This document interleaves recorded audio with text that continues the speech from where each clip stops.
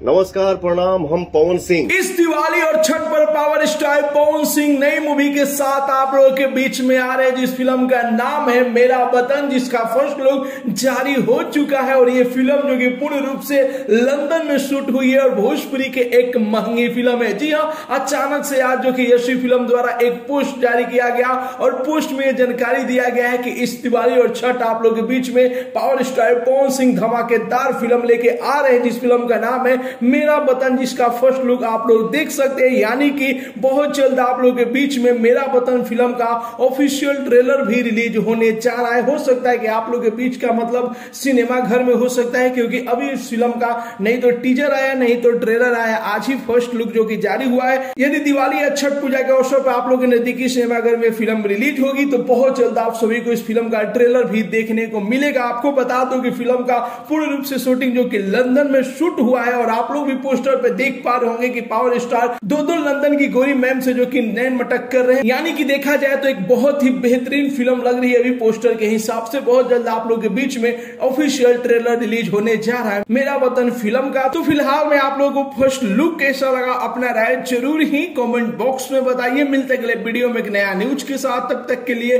Bye bye, take care, Jai Hind.